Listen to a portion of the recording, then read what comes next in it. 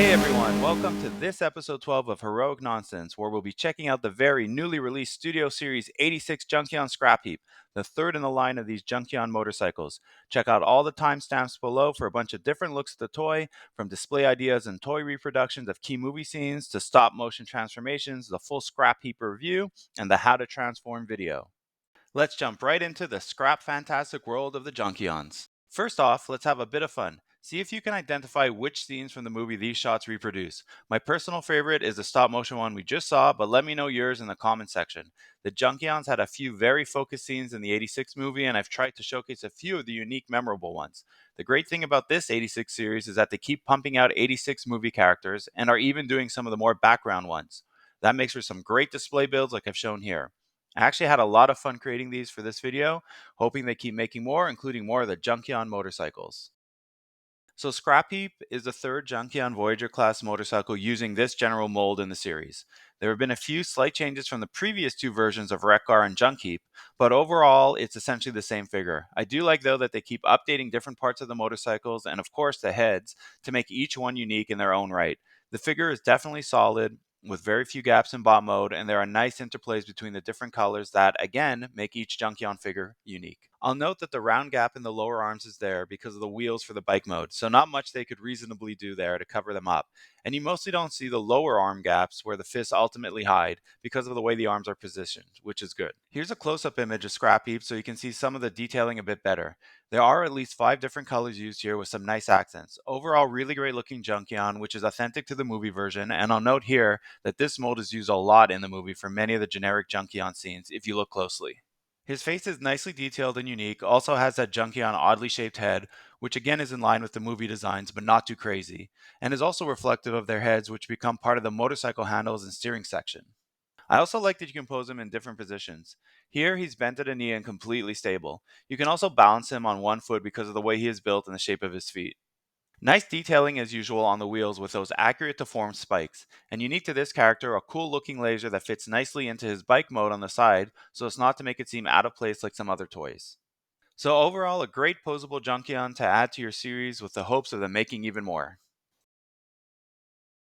While the figure looks great, the bike looks even better. For me, this is where these Junkion figures really shine, since having a series of motorcycles in this style and design looks fantastic.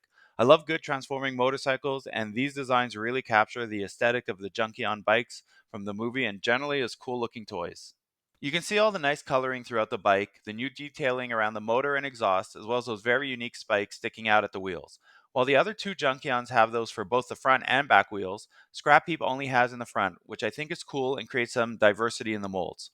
You'll see here that because the back portion transforms slightly differently from the other two Junkions, you see some of the leg gaps in the back, but looks fine from my perspective, and given it's a rough and tumble type motorcycle, doesn't seem out of place. Nice front view head on of the bike, very clean and cool looking with those two big spikes and smaller wheeled ones.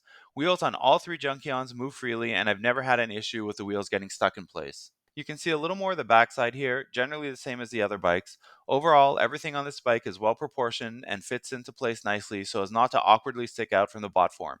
You can see those leg gaps again, which aren't there in the other two versions. This is where it all comes together. 3 Junkions, same scale, same style, but still unique. They honestly look fantastic together, and it makes it difficult to decide whether to display them in bot form or motorcycle. Now that we have 3, I may actually display them this way or even like this, where they're being ridden by other bots. The motorcycles fit various sizes of other Transformers figures, so you can play around with your own ideas. If they make a 4th Junkion in this scale and style, I'll likely replace Studio Series 86 Hot Rod, though in my opinion, he fits and looks the best on these bikes, especially with his visor down. I'll have some even more versions of this type of setup at the end of the video, so stick around or jump there now at the timestamp. I also have the Shattered Glass Hot Rod in black, purple, and silver, so if they ever make a Shattered Glass Junkion, that could be a really awesome setup. As for size, as expected, he's exactly the same height as the other two figures and looks great with them. You can pause the episode here to take a better look at all the differences in detail between the three figures. Out of the three of them, I'd say he has the most changes from the original Wreck-Gar mold. His upper legs and waist are really the only parts that are the exactly same mold as the other two figures. Compared to some of the other Studio Series figures, you can see how big he actually is. I know some people complain that they might be too big, I believe almost in line with Grimlock, but I'm fine with that, and depending on which scene of the movie you're looking at, seems to be accurate.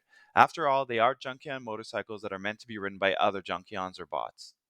In this section, because I like how much these guys look good together, I wanted to showcase a few different images of the three of them. This image perfectly showcases the major differences between the bikes, between colors and molding, creating both unique designs while still maintaining the overall series aesthetic to them. You can see a better idea of what I was talking about earlier here for the back portion. Because of Scrapheap's unique transformation, his legs are turned 180 degrees and his feet are slotted in differently. I'll explain more in the transformation part. However, because of this, you do see those gaps under the back pouches, whereas the other two are very clean. This is probably one of my favorite displays of just the bikes. Very Junkion biker gang looking setup, making it seem like these bikes are parked outside some biker bar waiting to head off on a lonely highway. Just another cool image for your enjoyment.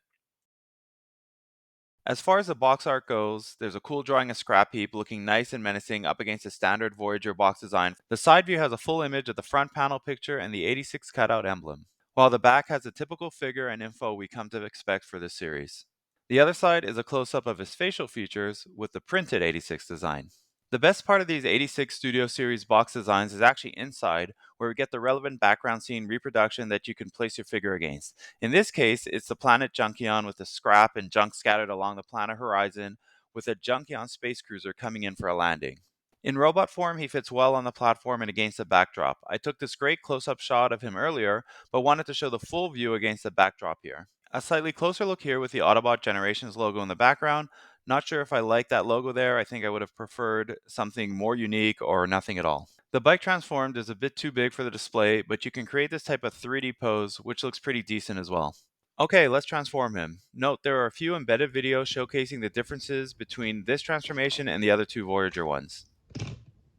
Once we remove all of his accessories needed for later, we'll then move to opening up his back portion and slightly extending his head connector, followed by opening the part that becomes his fuel tank and headlight section.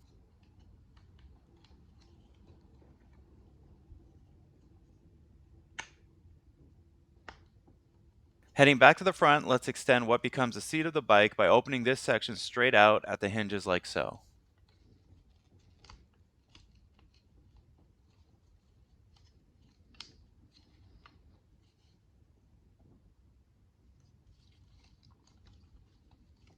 This next part is usually the trickiest for me, though I've gotten a lot better at it on my third bike. You have to try to get the head, while also keeping the horns closed, into the opening of the headlight section so that it sticks out like this. And to make sure it's correctly inserted, my tip here is to push in this portion with your thumb so that the inner extendable bar is in tightly at a generally 90-degree angle. We can now move on to the arms, which will rotate forwards 180 degrees. And then push them in so that they are both at a slight downward angle.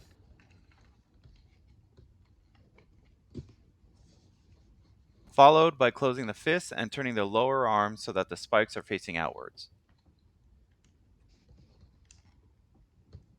Before fully tapping the front portion of the bike into both front suspensions here, we'll take the tire and place it in the holes of the inner arm. Tip 2, make sure you use the thicker of the two tires here, otherwise the wheels will not ultimately spin or tab in correctly.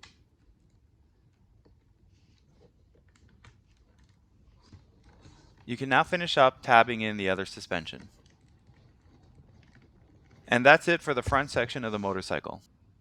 Don't forget to push this part into the small grooves in this yellow front portion of the bike. Here's another section which is unique to this figure. I'm showing both versions here. For Scrapheap, turn the legs in 180 degrees first and push the feet out, and then rotate them in.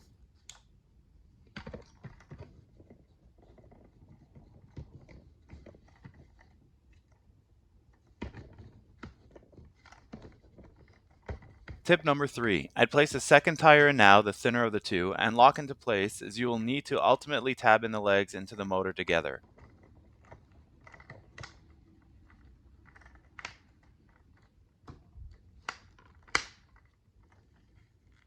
You'll also note a tab between the legs. The final step will be slotting in the bottom part of the feet, rather than the top like the other figures, into place into the motor section of the bike, which will click in securely.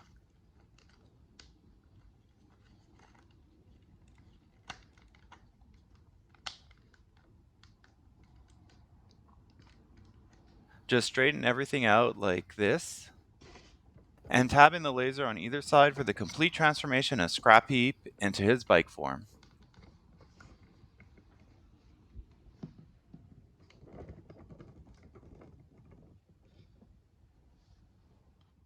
Closing out today's episode, let's look at some different build ideas in addition to the ones I replicated from the 86 movie earlier. Most of these are other bots riding the motorcycles, but as I said earlier, my favorite is Studio Series 86 Hot Rod. His scale fits the size of the motorcycles perfectly, and you can get some really cool poses of him with his visor down. Overall, this scale of Transformers works best, in my opinion, with the motorcycles. Here I have in addition a Hot Rod 86 Studio Series Blur and Buzzworthy Bumblebee 86 Studio Series Cup, which look great together. And finally, the deadly fembot herself, RC, with Hot Rod, getting ready for a cruise through the streets of Cybertron. A final bonus display idea, just for fun, grabbing some G.I. Joe figures and using these Junkions as a ride for the Dreadnoks through their swamplands. Here I'm using classified Zartan and his sister Zorana, and perhaps I'll show the other two Dreadnoks of Ripper and Buzzer in a separate short later on once we open them.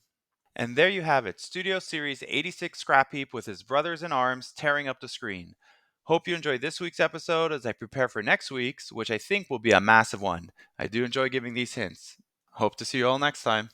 And remember, it's always such heroic nonsense in the end. Transform!